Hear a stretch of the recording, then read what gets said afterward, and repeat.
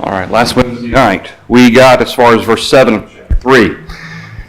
This particular part, verses 1 through 8, a time for everything under the sun, and that's specifically, or not for every purpose under the sun.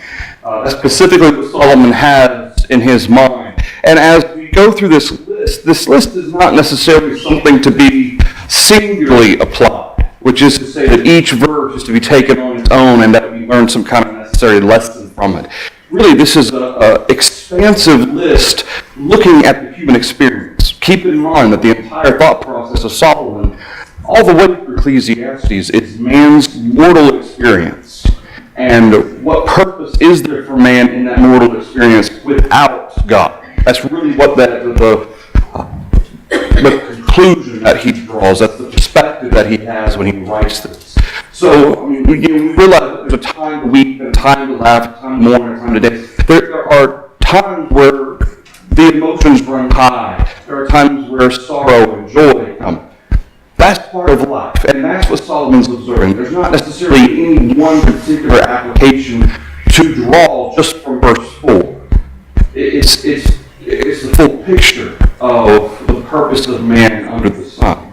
And so, for instance, like when he gets to verse, specifically like verse 8, because I know some people have had questions about this, there's a time to love and a time to hate. Solomon is not saying that it's okay to hate. That's not what Solomon's describing here.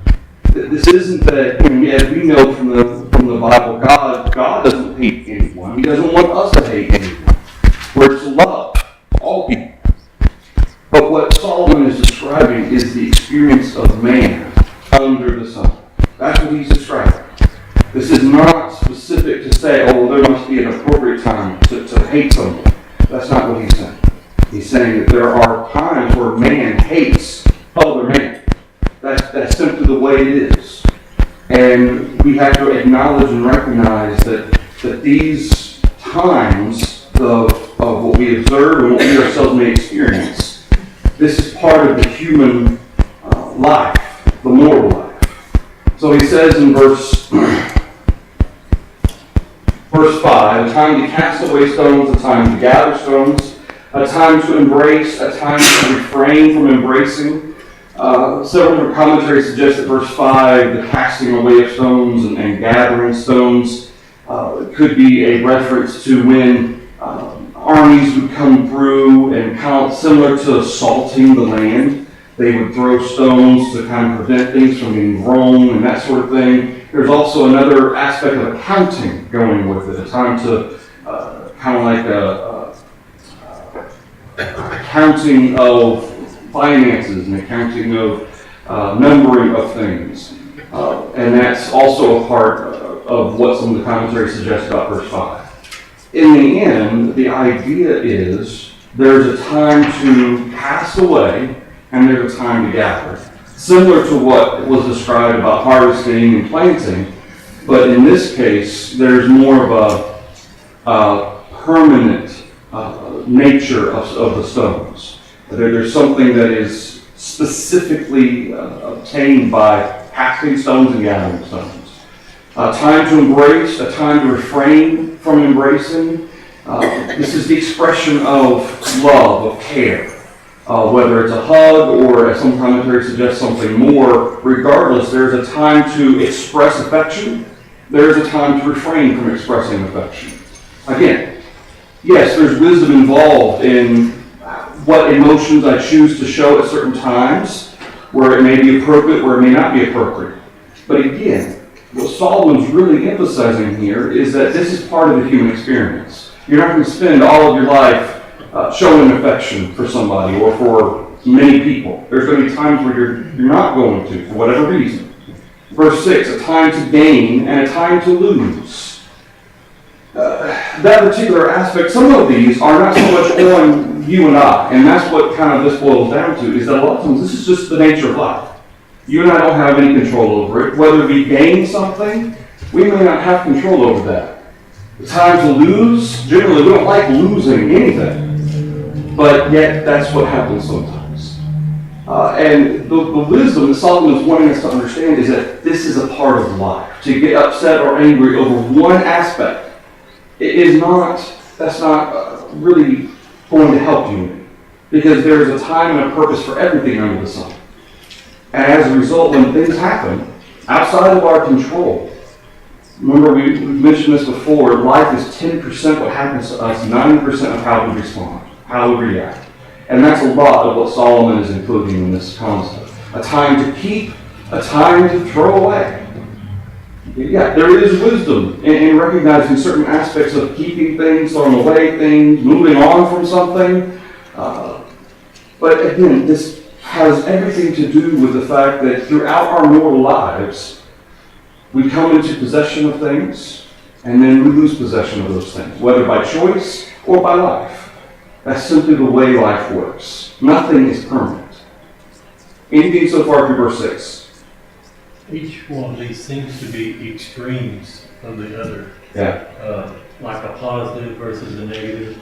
And then everything in between, the time to tear versus the time to sow. Yeah.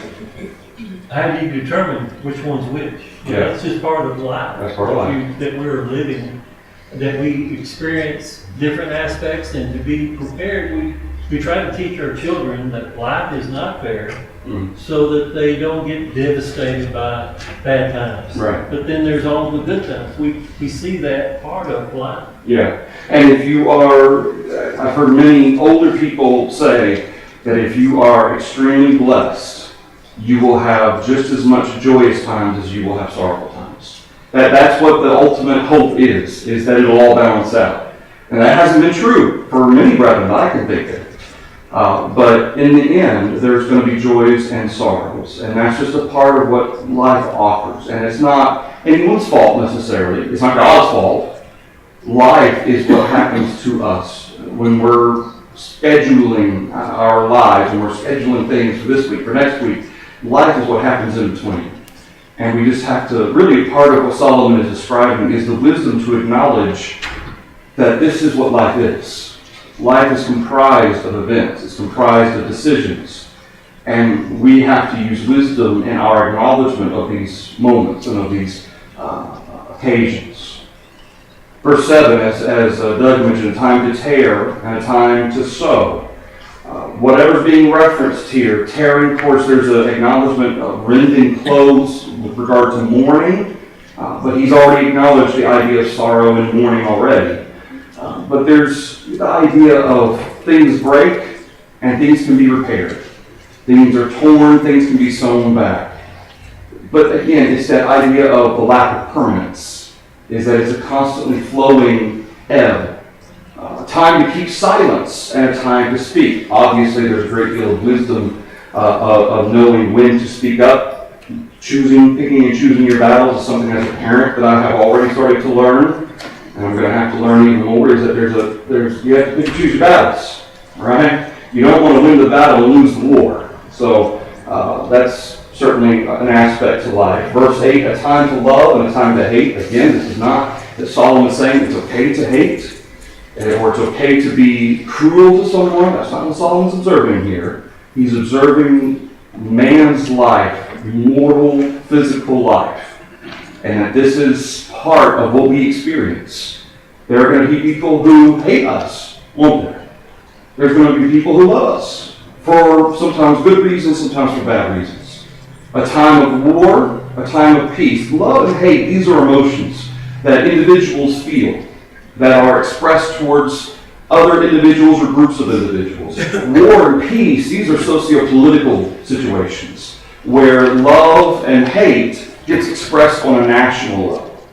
So you have war and peace being representative of the emotions of an entire people, whereas loving and hating tends to look at more of a singular or smaller grouping of people. All right, anything through verse 8? Hate could also be to love less. Yeah, and certainly there's that aspect of that.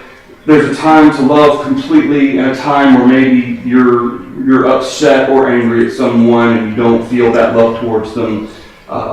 Generally speaking, these are contrasts in the extremes. But yeah, you could look at it that way. There's a time to love less than maybe what you did for whatever reason. Sure. Yeah. But again, I want to emphasize the fact, because there's been a lot of commentaries that go to verse 8 and say, well, obviously there's an exception to every rule. There's no exception to hate someone. No exception. In the scriptures, it's God. Did God make any exception for the worst and most vile of us in sending His Son to die? No. There's no exception. So there's always, for Christians, it's always a time to love. There's never a time to hate. That's not to say that we're not angry.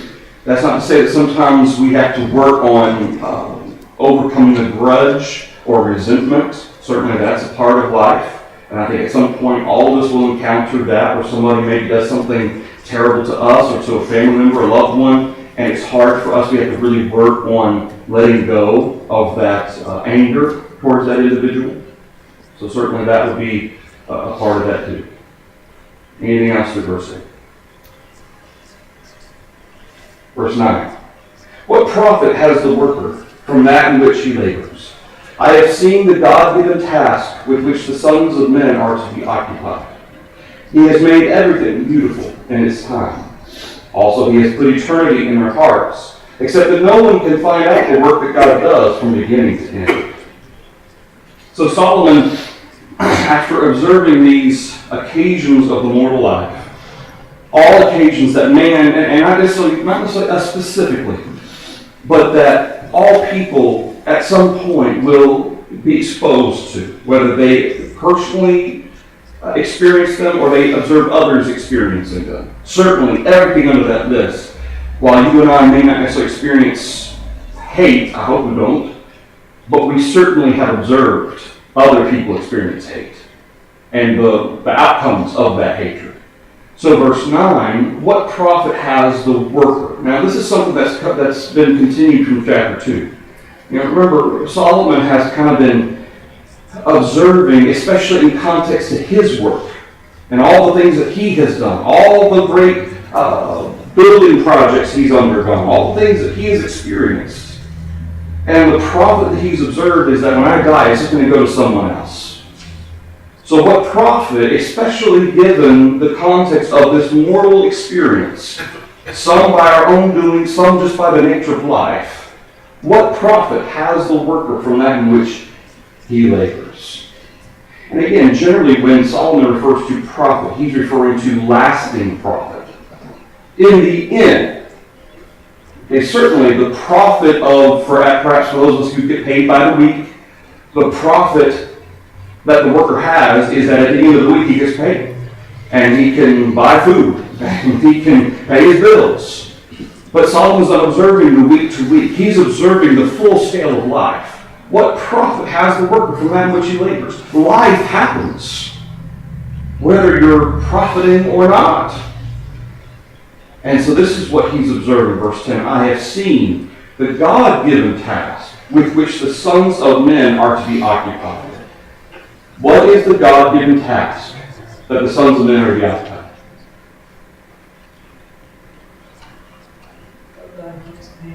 Yeah. That's the ultimate conclusion, isn't it, in chapter 12? Fear God and keep His commandments. But as he observes this, the God-given task is to have the wisdom of recognizing the nature of life. And therefore, fear God and keep His commandments. This is the whole duty of man. This is what man really, all he has. This is the ultimate profit that will last. There is no other profit. It doesn't matter how much money you have in your bank account. It doesn't matter how much retirement funds you have. It doesn't matter how many PhDs or master's degrees you've got. In the end, all those things are means to an end, sure.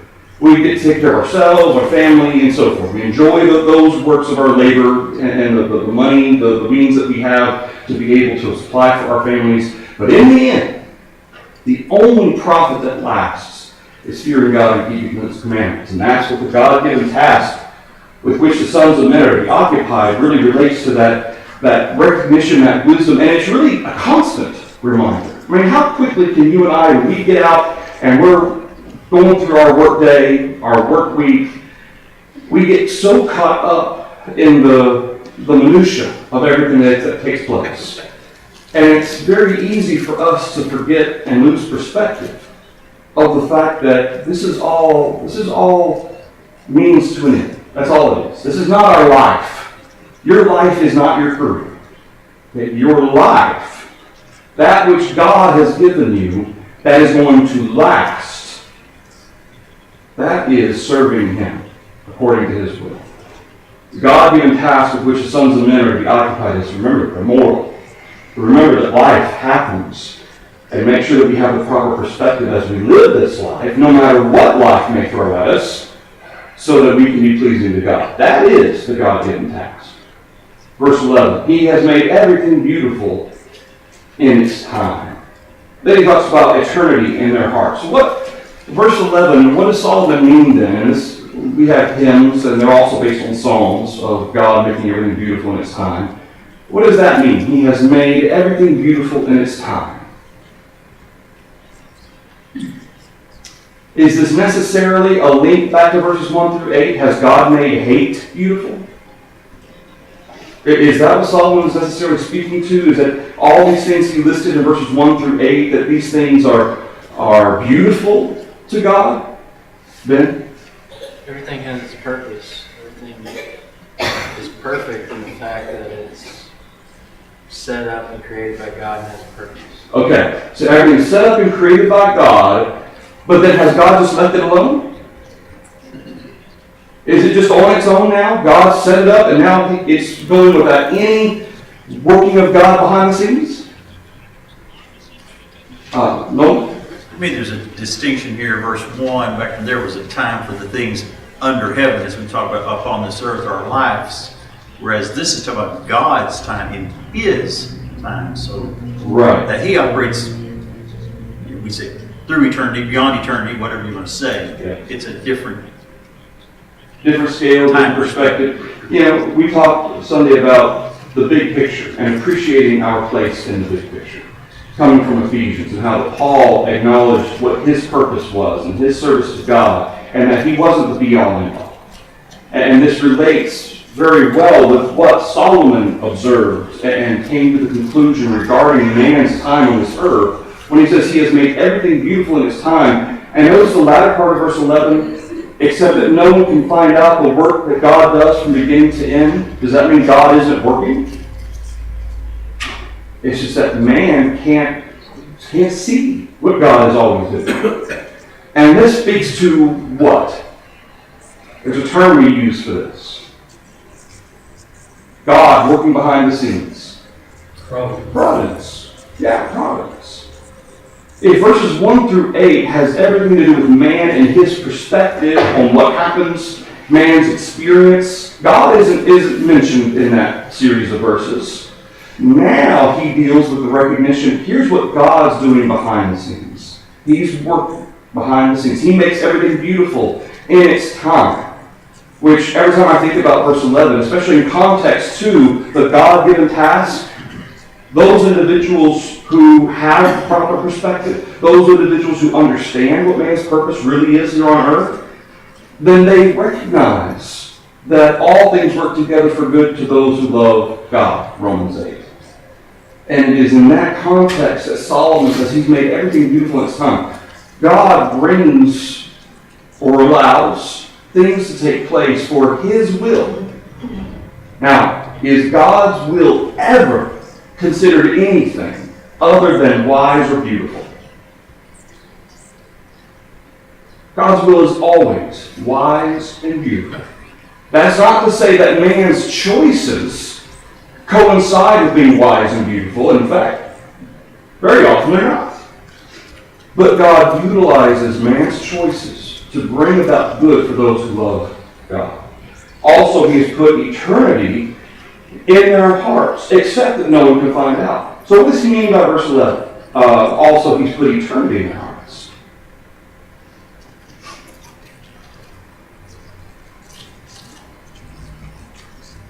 What does that mean? God has put eternity in my heart, in your heart, in the hearts of man. But we're not able to see all that God does. But this is what He has done. He's put eternity in our hearts. If there's more to this than this life. You think it's an accident that every civilization that has ever existed has always believed in something greater than himself? God or gods, there is a reason why man, after, it's funny because anytime you read any type of science fiction or predictions for the future, it seems like the association that scientists make with progress, enlightenment, and learning more, the less religious you should get. And when they picture a society in 1,000 years, there won't be any religion. And yet, the belief of something greater has existed for thousands of years. It has never stopped. Even now, in the population all over the world, only a small, tiny, not even full percentage of people, everyone else believes in God, only a small percentage does, or a God, or a greater being. And the idea of putting eternity in man's heart is that there's something in our nature to look beyond, to look forward to something else. Because if in this life this is all there is, then what's the point of anything? I can only imagine how ultimately miserable an atheist or self-proclaimed atheist might be in thinking that we're all animals, we're just evolved from monkeys, this is all there is, so we might as well treat each other like animals. This is part of the reason why we have seen more and more an increase of people, and especially younger people, showing a complete lack of concern for human life. It's just, we're just animals. You would put a dog down if he had cancer. You put, you shoot a rat because he's in your house. Well, what's the difference? But the fact that we have souls, that there's something beyond this life, that is something that is ingrained in man. Certainly taught from Adam and Eve on, but it's ingrained in him. So when Solomon says in verse 11 that God has made everything beautiful in its time, he has put eternity in their hearts. That is part of God's work that he has done. No one can find out the work that God does from beginning to end. There's so much that God is doing behind the scenes, far more than we can possibly imagine. But here's what he has done. He has put eternity in our hearts. To think beyond. The ability, conscience. This is what separates us from animals. Conscience. The ability to judge right and wrong. He has given us the ability to see beyond this life. To have wisdom beyond this life. And that is beautiful. And unfortunately, so many times people take advantage of it, take it for granted, or don't care about it at all. Nolan? Is part of what he's suggesting in the middle of verse 11, God has put an eternal existence in us also, unlike everything round about it, the rest of his creation. Right. We have an eternal component, Yes. a spirit that's going to live on. Yeah, absolutely. Just talk about seeing the work that we try to observe the work to be done under the sun, but for man, there's something beyond life under the sun. And that just goes back to his re-emphasizing that we have the proper perspective in this life. To realize that all these things come and go. But there's one thing that will remain. And of course that's our soul and the work of God. Anything else to verse 11? Michael? Yeah. So, kind of related to this, it just went to my head right now. I'm 3 weeks into an 8-week course on just Intro to Human Anatomy, just a general ed class, but what little I've learned already about our body, down to our cell structure, and how everything works together and everything has a purpose and how everything works. It's hard for me to understand how you can know that and not think that there's some intelligent design behind it. Yeah. How does that happen by accident? Yeah. The things that our bodies are capable of on a cellular level is much more. It's funny, there have been several examples, several books that have been written where scientists, for this reason or that reason, have set out to disprove God. And a lot of times through biology, through DNA, and sometimes you have these books being written by these individuals who have come to believe that there is a God by observing nature, by observing the complexity of life, and the aspect that obviously there's something behind all of this. This couldn't have just happened by chance, even in millions of years. I forget who it was that one of the scientists that I quoted in one of my lessons, that the way the human body is created is the same as having a galaxy full of 747 parts, and then to have a massive solar storm come through, and all of a sudden you've got a fully formed, ready to go, ready to take off 747 created out of it. It's just not possible. This is simply not the way it works. So yeah, there's God's power and the things that He has done. He has left a testimony for us. He's left a witness, which is creation. Paul himself even brought that up. But to recognize that this is what our purpose on earth is, not get bogged down in the stuff that takes place from day to day, but rather to recognize there's an eternity waiting for us, and we need to be ready for it. Anything else in verse 11?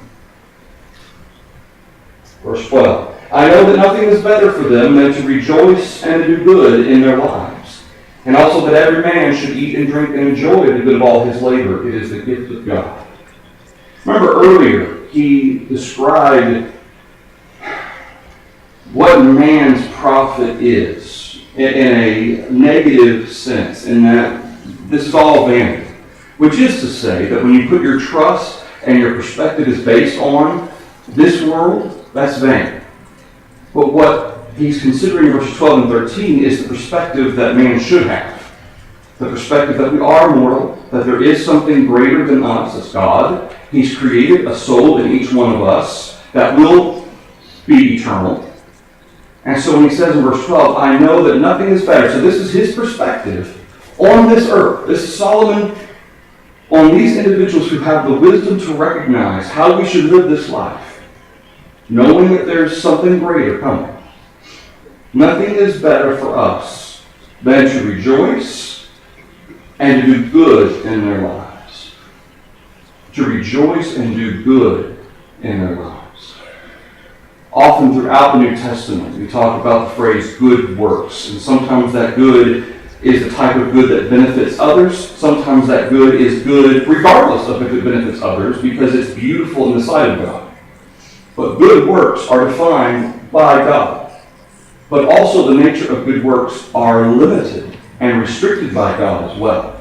We can't just decide what is good and what isn't.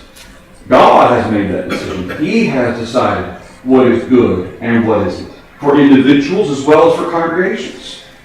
And so when he says it is nothing better for them to rejoice and to do good in their lives, because of the perspective that we should have to fear God and keep His commandments, is that doing good? Fearing God and keep His commandments, is that good? Absolutely. Why? Because God says it is, right? Now the application of fearing God and keeping His commandments, does that mean I should treat others with respect? Is that good? Should I pray for others? Is that good?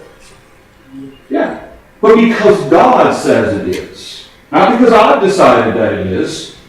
Throughout the New Testament, we see the aspect of man having love for his fellow man. Christians are to have that love for his fellow man. That's respect certainly is going to be a part of that. God has said that's good. Praying for others. Paul mentions that in 1 Timothy chapter 2 about praying for all men.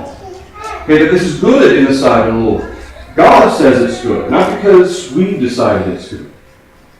And so when Solomon says, rejoice, rejoice. Why? Why should I rejoice? But Solomon has just finished chapter 1, chapter 2 saying it's all in vain. It's all pointless. Why should I rejoice if it's all pointless?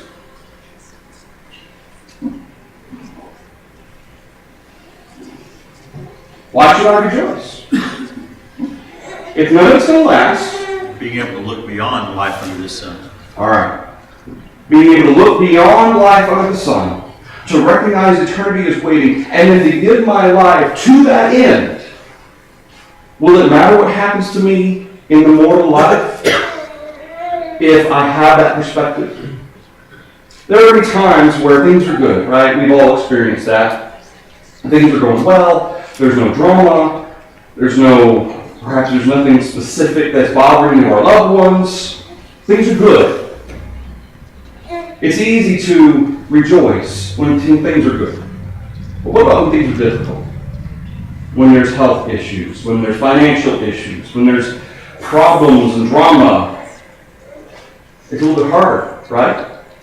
But for the Christian who has the perspective that all of this, I do what I can, I do what I have control over. But in the end, what does the Christian understand? This too shall pass. This too shall pass. And as a result, our mind is on heaven. Our mind is on the fact that there is an eternity waiting. That's how we're able to rejoice. We talked before about joy and happiness, how that happiness is an emotion. It's something we feel. Sometimes it's based on events that make us happy. Sometimes it's not based on anything at all. We just happen to feel happy. But emotion comes and goes. Joy, however, is the recognition that we are blessed. And no matter what physical blessings we can chalk up, and even in the worst of times, can we always find something to thank God for in our physical lives? Always. Always. However, no matter, let's say everything falls apart in our physical lives, is there still one aspect in which we as Christians can rejoice? What's that? Jesus, salvation, eternity. Right? Are we still blessed? Absolutely. So we are to rejoice and do good in our lives, and that every man should eat and drink and enjoy the good of all his labor. It is the gift of God. Solomon just finished saying that what a man gains in the flesh is vanity. So why does he make this statement? Every man should eat and drink and enjoy the good of his labor. It is the gift of God. But I thought you just said it's all vanity, Solomon. What makes the difference? What is the differentiation that Solomon has made between the two from chapter 1 and 2 to now? What's the difference? Is the difference in the food and the things we enjoy? Is the difference in the individual and his perspective? That's the difference. You have an individual who doesn't have the wisdom to see beyond this life, who puts all of their hope and all of their joy, they base everything they have on what they can gain, versus the Christian, the individual who seeks to serve God, who understands this life is passing, none of this is going to last. And yet, 1 Timothy chapter 6, Paul tells Timothy to remind the saints that God has given us richly all things to enjoy. Do good. Work with your hands. Labor. Do the things you're supposed to be doing. Fulfill your responsibilities. Take care of your family. And enjoy what you gain from it, but understand the nature of it. You may have it today, but is there any guarantee you're going to have it tomorrow? So eat and drink and enjoy the good of your labor. As you work and as you toil under the sun, it is the gift of God, as long as you keep it in its perspective, that God has blessed you with it. He has given it to you for today. That's what contentment in the New Testament, that's how it's defined, is God has made me sufficient for today. That's what contentment is. Not that we're not making plans for the future, but we're not worried about the future. God has made it where I can be sustained with food today, that I have clothes on my back today, that I have shelter, roof over my head today. I am sufficient today. That's what contentment is. And the entire difference is man's perspective on it. Whether or not he is acknowledging that all this life is going to pass, none of it's going to last, or not. Anything through verse 13. Yes, ma'am. God cares for even sparrows. That's right. That's right. God, and not a single bird falls from the air without God knowing. Right? And as a result, is God aware of everything that we go through in this life? Every single thing.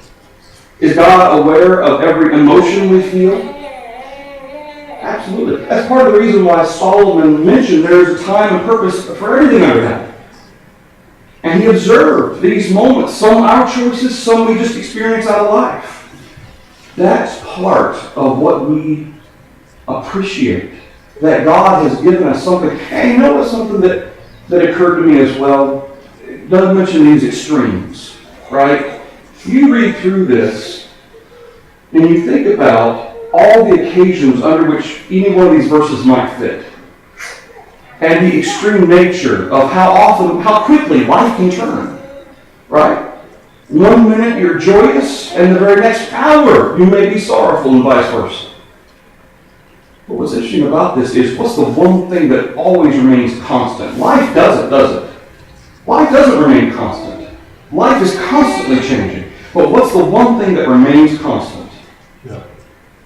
Jehovah changeth not.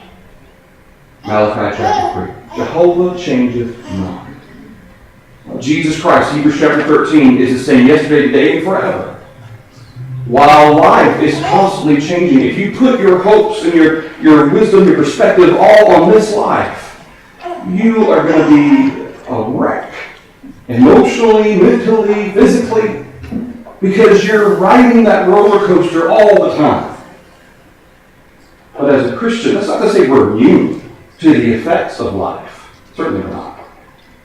But we fall back. When we recognize we have no control, and that moment when we're weakest, what did Paul observe in 2 Corinthians chapter 12? When I am weakest, what? Then I am strongest. That's when I rely on God the most, is when I am at my weakest point. For the Christian, for the person serving God, this is what he falls back on. The individual who is only focused on this life, what does he fall back on? What does he fall back on? Nothing. That's why when you have crashes in the stock market, there is a wave of suicides. Because they have nothing to fall back on. It's sad. It really is.